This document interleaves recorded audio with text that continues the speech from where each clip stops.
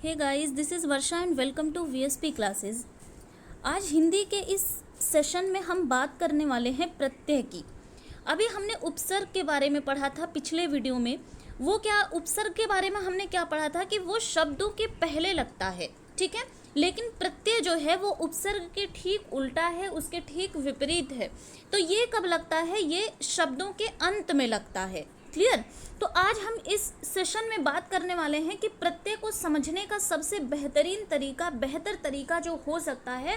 और हाँ, याद रखिएगा, इस वीडियो में आज मैं प्रत्यय के बारे में फुल डिटेल से बताने जा रही हूँ, यानी कि कंसेप्ट जो होगा वो बिल्कुल डिटेल में होगा, ठीक है। यानी एक भी कंफ्यूजन जो होगा वो नहीं रह जाएगा ये आज की वीडियो देखने के बाद, क्योंकि आगे आने वाले एग्जाम में जैसे UP TET, REET, KVS, NVS, D triple SB या फिर सुपर टेट, यानी कोई भी एग्ज़ाम जिसमें हिंदी पूछी जाती है, आपका उपसर्ग, प्रत्यय, ये छोटे छोटे जो टॉपिक्स होते हैं ये आपको बड़े 1 से 2 नंबर गेन बहुत ईजिली करा सकते हैं अगर आप 1 या 2 बार ये वीडियो को देख लेंगे। तो इसके पहले हमने उपसर्ग की बात करी थी। आई होप आपको वो समझ में आ गया होगा कि उपसर्ग कब और कहाँ लगता है, और इसमें शब्द में कौन सा उपसर्ग है इसको आप अच्छे से पहचान सकते हैं। तो आज हम प्रत्यय की बात करेंगे, प्रत्यय को कैसे समझना है, इसमें कौन सा प्रत्यय लगा है, आदि सारी चीज़ें हम आज इस वीडियो में बात करने वाले हैं। तो अगर वीडियो पसंद आएगा तो प्लीज़ लाइक और शेयर कर दीजिएगा। आइए समझते हैं। पहले थोड़ी सी बात करेंगे प्रत्यय कहते किसे हैं। देखिए, प्रत्यय जो होता है वो शब्दों के अंत में जुड़कर, ठीक है, क्या होता है, परिवर्तन लाता है। शब्दों के अंत में जुड़कर किसमें परिवर्तन लाता है? अर्थ में परिवर्तन लाता है। वो क्या कहलाता है? प्रत्यय कहलाता है। यानी कि प्रत्यय वे शब्द होते हैं जो दूसरे शब्दों के अंत में जोड़कर शब्द के अर्थ में परिवर्तन कर देते हैं, ठीक है। यानी अतः एक और आप परिभाषा से याद कर सकते हैं, जो शब्दांश के अंत में जोड़े जाते हैं उन्हें हम प्रत्यय कहते हैं। तो आप सीधा इतना याद रखिए कि प्रत्यय जो होते हैं वो शब्दों के अंत में जुड़ते हैं, ठीक है। और अभी हमने उपसर्ग के बारे में पढ़ा था, वो शब्दों के पहले यानी कि स्टार्टिंग में लगता है। तो देखिए, अगर मैं प्रत्यय की बात करूं तो प्रत्यय जो है वो 2 शब्दों से मिलकर बना है। कौन कौन सा वो शब्द है? पहला शब्द है हमारा प्रति, और प्रति प्लस अय, ठीक है। तो यहाँ पे आप देखेंगे कि प्रति का अर्थ होता है साथ में, ठीक है। प्रति का अर्थ क्या होता है? साथ में। और अय का अर्थ यहाँ पे क्या होता है? चलने वाला। अतः प्रत्यय का अर्थ हम कह सकते हैं कि साथ में और बाद में चलने वाला। तो प्रत्यय जो है ये उपसर्ग की तरह क्या होते हैं? अविकारी शब्दांश होते हैं जो शब्दों के बाद में जोड़े जाते हैं। तो देखिए, जैसे आपको एग्जांपल बता दूं, जैसे यहाँ लिखा है कि बड़ा शब्द में आई प्रत्यय जोड़कर कौन सा शब्द बन जाएगा? बड़ाई शब्द बनेगा, ठीक है। यानी कि बड़ा एक शब्द है, इसमें कौन सा? आई प्रत्यय लग गया, तो एक शब्द जो बनकर आ गया वो बड़ाई है, ठीक है। इसी तरह घूम शब्द में अक्कड़ प्रत्यय जोड़कर घुमक्कड़ शब्द बनता है। तो आप देख रहे होंगे कि घूम तो एक मूल शब्द है, ठीक है, और इसमें हमने बाद में अक्कड़ को जोड़ा है, यानी ये प्रत्यय है, यही हमारा प्रत्यय हो गया, ठीक है, जिसको हमने बाद में जोड़ दिया है और तब जाके हमारा एक नया शब्द बनकर आ गया घुमक्कड़, ठीक है। तो घूम और घुमक्कड़ दोनों अलग अलग हैं, इनके अर्थ अलग अलग हैं। इसी तरह आप कुछ भी कर सकते हैं, समाज प्लस एक यानी कि सामाजिक। अब समाज एक समाज है, ठीक है, लेकिन सामाजिक यानी कि सामाजिकता, ये सारा अलग अर्थ देगा, ठीक है। इसी तरह मीठा प्लस आस, मिठास, भला प्लस आई, भलाई। तो इन शब्दों में क्या लगा है? इक, इत, अक्कड़, ये सारे क्या लगे हैं? प्रत्यय लगे हैं, ठीक है। तो इतनी बातें क्लियर हो गई। चलिए, अच्छा, यहाँ प्रत्यय में एक और चीज़ याद रखिएगा कि प्रत्यय का अपना कोई अर्थ ही नहीं होता है, यानी कि ये अर्थहीन होता है। अगर इसके पहले आप देखेंगे कि जब हमने प्रत्यय की बात की थी तो वहाँ पे अधि, ठीक है, अति, अप, उप, ये सारे प्रत्यय की जो हम बात कर रहे थे तो उसका अपना एक अर्थ था। जैसे अगर हम अति की बात करें तो अति, इसमें अगर मूल शब्द जो होगा वो शय लगा देंगे तो हो जाएगा अतिशय, यानी कि एक अर्थ दे रहा है, ठीक है। लेकिन प्रत्यय का अपना कोई अर्थ नहीं होता है। अच्छा, जैसे मैं बोल दूं कि घूम शब्द में अक्कड़ प्रत्यय, अब यहाँ अक्कड़ का क्या मतलब है? अक्कड़ का कोई अर्थ ही नहीं है, ठीक है। तो आप कह सकते हैं कि प्रत्यय का कोई अर्थ नहीं होता है, ठीक है। चलिए, अब हम बात कर लेते हैं हाँ, कुछ और प्रत्यय के बारे में आपको बताया गया है, जैसे सफल प्लस ता। अब तब ता यहाँ पे प्रत्यय के रूप में प्रयुक्त हुआ है, ठीक है, और एक नया शब्द बनकर आ गया सफलता। अब आप बताइए इस ता का कोई अर्थ है? इस ता का कोई वजूद नहीं है, कोई अर्थ नहीं है, ठीक है। इसी तरह अच्छा प्लस ई, ठीक है, तो ई यहाँ पे क्या हो गया? प्रत्यय हो गया है, और शब्द जो बनकर हमारे सामने आया वो हो गया अच्छाई। इसी तरह मीठा प्लस आस, आस एक प्रत्यय के रूप में प्रयुक्त हुआ है, और एक शब्द जो बना वो हो गया मिठास। सुगंध प्लस इत बराबर सुगंधित, तो यहाँ पे इत प्रत्यय लगा है, ठीक है। चलिए अब हम देखेंगे कि हिंदी में प्रत्यय के कितने भेद माने गए हैं। तो हिंदी में प्रत्यय के 2 भेद माने गए हैं, यानी आपको यही 2 प्रत्यय पढ़ना है, कृत प्रत्यय यानी कि कृदंत प्रत्यय और तद्धित प्रत्यय, ठीक है। आपको यही 2 प्रत्यय केवल पढ़ना है, ठीक। यही कृत यानी कि कृदंत प्रत्यय और तद्धित प्रत्यय से आपके पेपर में जो क्वेश्चन बनकर आता है यहीं से आता है, ठीक है। सारे क्वेश्चन आपको प्रत्यय से यहीं से मिलेंगे, क्योंकि हम क्या करते हैं, हम बस इतना रट लेते हैं कि प्रत्यय क्या होते हैं बाद में लगते हैं, ठीक है। लेकिन जब ये पूछ लेता है कि ये कौन सा प्रत्यय इसमें लगा है, कृदंत लगा है या फिर कृत लगा है, इसकी पहचान हमें भली भांति होनी चाहिए, ठीक है। तो चलिए हम सबसे पहले बात करेंगे कृत प्रत्यय के, इसके कितने भेद होते हैं इसके बारे में भी बात करेंगे, और फिर हम आएंगे तद्धित प्रत्यय पे। चलिए आइए सबसे पहले हम देख लेते हैं कि कृत प्रत्यय कहते किसे हैं। तो देखिए प्रत्यय जो क्रिया या धातु के अंत में जोड़े जाते हैं उन्हें ही हम क्या कहते हैं, कृत या कृदंत प्रत्यय कहते हैं, ठीक है। यानी कि जो क्रिया या धातु के अंत में लास्ट में जोड़ते हैं उन्हें ही हम कृत या कृदंत प्रत्यय कहते हैं। जैसे आप देख पा रहे होंगे पढ़ प्लस आई, ठीक है। तो पढ़ तो एक मूल शब्द है, तो ये पढ़ क्या है, एक मूल शब्द है, और इसके अंत में यानी कि अंत में आई जुड़ गया तो बनकर क्या आ गया, पढ़ाई आ गया, ठीक है। और यही हमारा कृत प्रत्यय हो गया है। देखिए कृत प्रत्यय से मिलकर जो प्रत्यय बनते हैं उन्हें ही हम कृदंत प्रत्यय कहते हैं, ठीक है। और ये प्रत्यय क्या करते हैं, क्रिया और धातु को आप कह सकते हैं कि एक नया अर्थ देते हैं, ठीक। जैसे देखिए लिख प्लस आई, तो लिख प्लस आई का क्या मतलब है, तो यहाँ पे लिख एक मूल शब्द है और आई यहाँ पे प्रत्यय लग गया है, ठीक है। तो ये क्या कर रहा है, एक शब्द जो बनकर आ गया वो है लिखाई, ठीक। तो देखिए ये प्रत्यय क्रिया और धातु को अर्थ तो देते ही हैं, तो कृत प्रत्यय के योग से क्या होता है, संज्ञा और विशेषण भी बनाए जाते हैं, ठीक है। चलिए कृत प्रत्यय के भेद के बारे में बात करेंगे अब हम। देखिए कृत प्रत्यय के भेद की अगर बात करें तो ये 5 तरह के होते हैं, 5 प्रकार के होते हैं। कौन से, कृत प्रत्यय। अब कौन कौन से होते हैं, थोड़ा फास्ट चलेंगे, ठीक है, कि नहीं तो वीडियो बहुत लंबी हो जाएगी। कर्तृवाच्य कृदंत प्रत्यय, कर्मवाच्य कृदंत प्रत्यय, करणवाच्य कृदंत प्रत्यय, भाववाच्य कृदंत प्रत्यय और विशेषणवाचक कृदंत प्रत्यय, ठीक है। अब एक एक की हम बात करेंगे। सबसे पहले हम बात करने वाले हैं कर्तृवाच्य कृदंत प्रत्यय।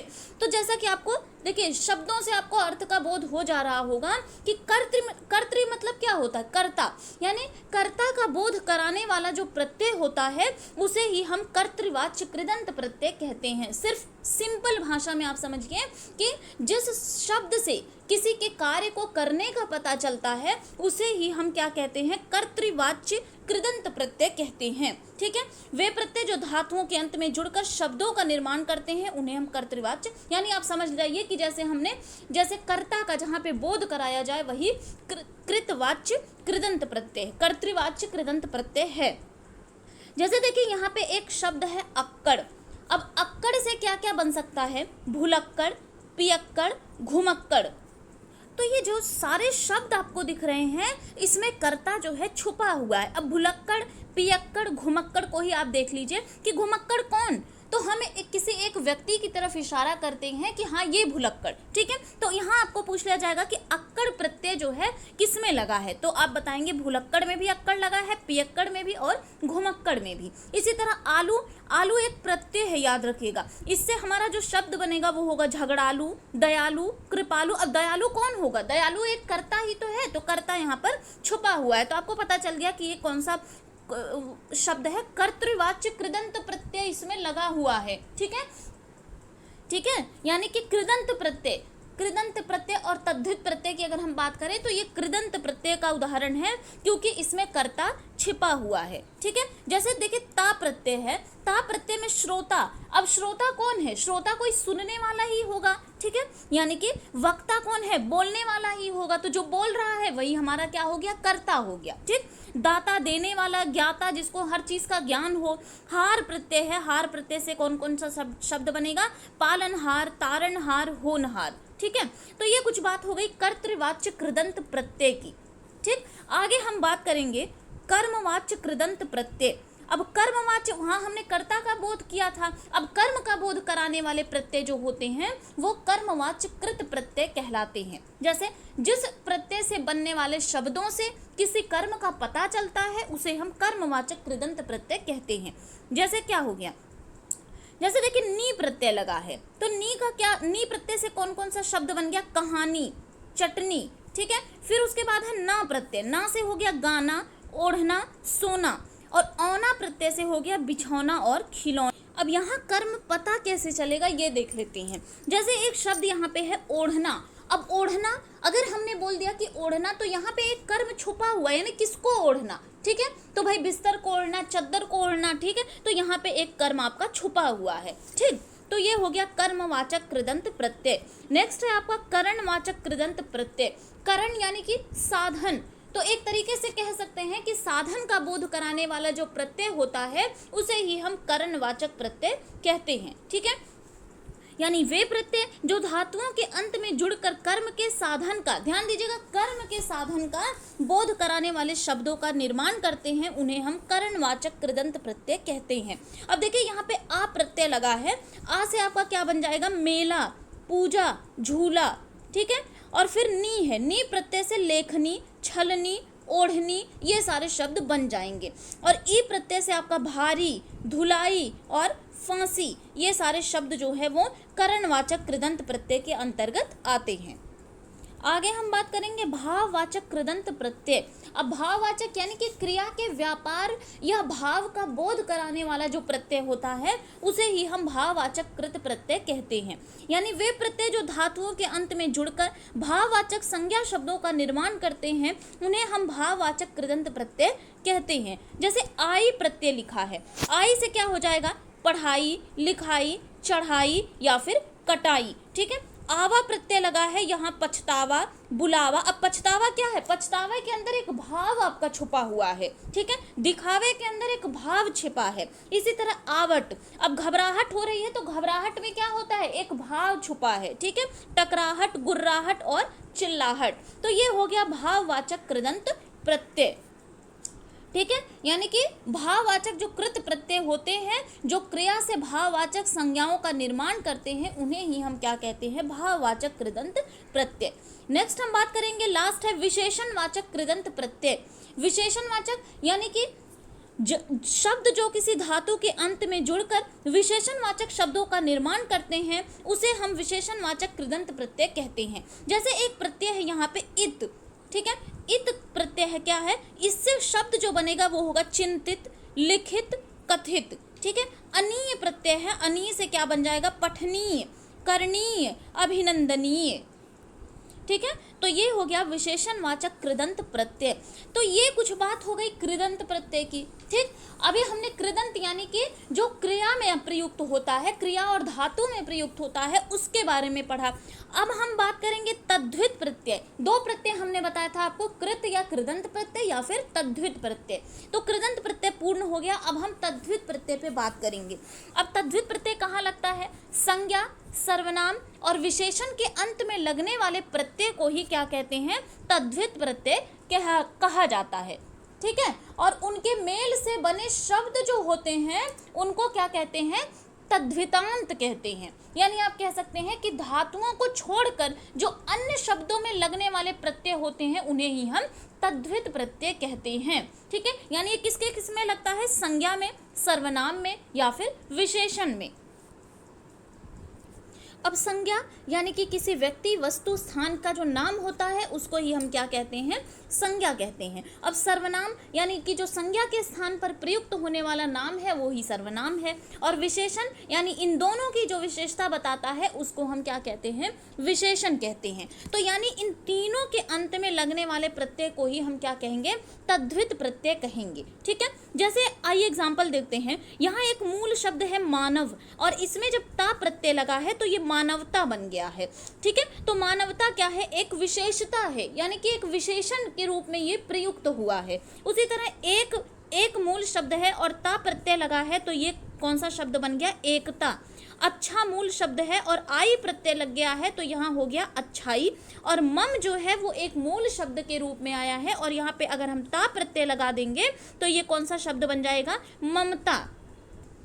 ठीक है, तो ये कुछ बात हो गई तद्धित प्रत्यय की और उसके उदाहरण की। अब आइए कुछ इसके भी भेद होते हैं उसको देख लेते हैं। देखिए, तद्धित प्रत्यय के जो भेद होते हैं वो भी निम्न होते हैं। हालांकि ये आपके लिए इंपॉर्टेंट नहीं है लेकिन फिर भी एक नज़र इस पर भी डाल लेंगे। कर्तृवाच्य, भाववाच्य, गुणवाचक, अपत्यवाचक, संबंधवाचक, ऊर्णतावाचक और स्त्रीवाचक। ठीक है, कहीं कहीं आपको 8 तरह का भी दिख जाएगा और कहीं कहीं आपको ये 7 प्रकार का भी दिखेगा। ठीक है, आइए एक एक को हम जल्दी जल्दी समझ लेते हैं।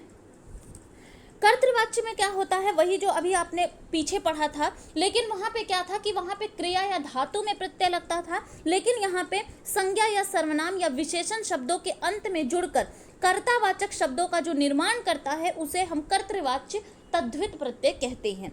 जैसे यहाँ पे एक प्रत्यय है आरी। अब आरी से क्या बन गया, भिखारी बन गया, पुजारी बन गया। अब यहाँ भी देखिए कि कर्ता जो है छुपा हुआ है, संज्ञा चाहे सर्वनाम में और चाहे विशेषण में। ठीक है, इसी तरह दान से कलमदान, फूलदान, कूड़ादान आदि बन गया। वाला जो है प्रत्यय जो है इससे दूध वाला, फल वाला और गाड़ी वाला बन गया। ठीक है, तो यहाँ भी देखिए कर्तावाचक शब्दों का जो निर्माण हो रहा है इसीलिए ये कर्तृवाच्य तद्धित प्रत्यय होता है। ठीक, चलिए इसके बाद जब हमारा जो नेक्स्ट वीडियो रहेगा वो उपसर्ग और प्रत्यय से रिलेटेड जितने भी मोस्ट इंपॉर्टेंट क्वेश्चन आने वाले एग्जाम में पूछे गए थे, यानी कि जो पिछले एग्जाम में कह सकते हैं पूछे हुए थे, उनसे रिलेटेड होगा। तब जाके ये उपसर्ग और प्रत्यय आपको क्रिस्टल क्लियर हो जाएगा जब आप क्वेश्चंस को वहाँ पे देखेंगे। ठीक है, चलिए अब भाववाच्य तद्धित प्रत्यय में क्या होता है कि वे प्रत्यय जो किसी संज्ञा, सर्वनाम या विशेषण शब्दों के अंत में जुड़कर भाववाचक संज्ञा शब्दों का निर्माण करते हैं उन्हें हम भाववाचक तद्धित प्रत्यय कहते हैं। जैसे आई प्रत्यय लग गया है, आई से क्या बना, बुराई, चतुराई, सफाई और लंबाई। आस प्रत्यय से आपका मिठास, खटास, भड़ास ये सारे शब्द हो गए। ता प्रत्यय से सुंदरता, दानवता और लघुता। अब आप देख पा रहे होंगे कि या तो इसमें किसी संज्ञा का प्रयोग हुआ है, यानी कि संज्ञा के अंत में कोई प्रत्यय जुड़ रहा है, या सर्वनाम के और या फिर विशेषण के।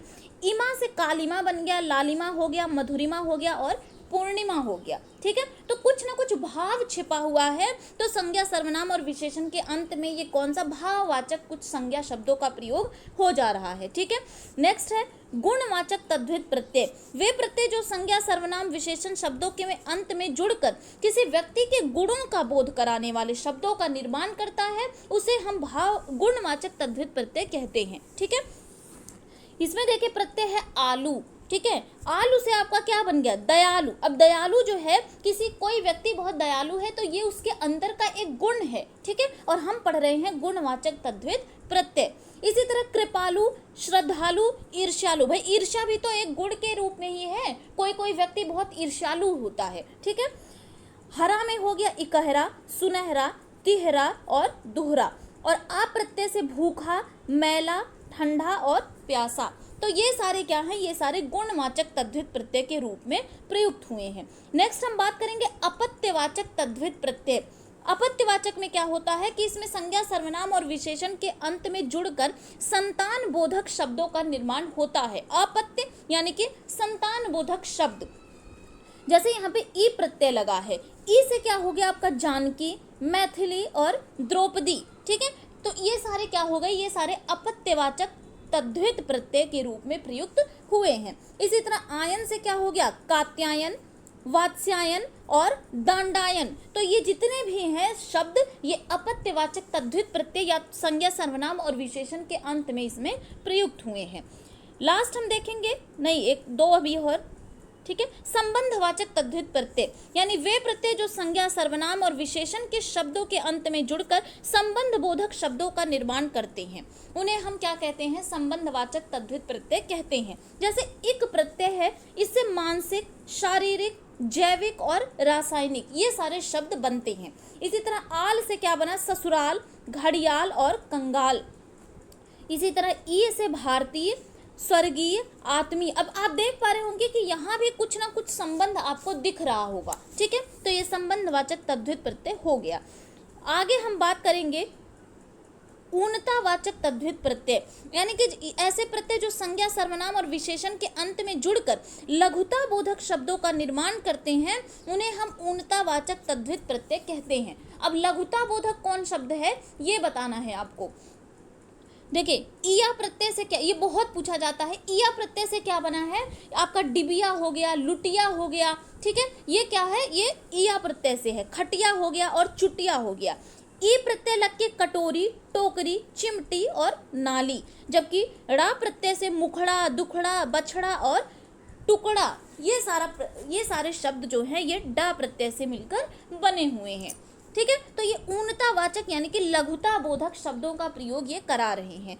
चलते हैं लास्ट प्रत्यय के बारे में, स्त्रीवाचक प्रत्यय, यानी कि ऐसे प्रत्यय जो संज्ञा सर्वनाम और विशेषण के अंत में जुड़कर पुल्लिंग से स्त्रीलिंग शब्दों का निर्माण करती है, उन्हें हम स्त्रीवाचक तद्धित प्रत्यय कहते हैं। अब जैसे यहाँ पे ईया प्रत्यय है तो यहाँ से क्या बन गया? कुतिया बन गया। अब कुतिया को क्या किया जाता है कि स्त्रीलिंग में आ गया, ठीक है। बंदरिया स्त्रीलिंग में आ गया। इसी तरह आनी प्रत्यय है, इससे सेठानी, जेठानी, ठकुरानी, यानी ये सारा क्या है? ये स्त्रीलिंग में प्रयुक्त हुआ है, ठीक है। और हम पढ़ भी रहे हैं कि स्त्रीवाचक तद्धित प्रत्यय इन से हो गया मालकिन, नागिन, धोबिन, भिखारी और पड़ोसिन। यहाँ आप देख पा रहे होंगे कि कोई भी ऐसा शब्द नहीं है जो पुल्लिंग के रूप में प्रयुक्त हुआ है।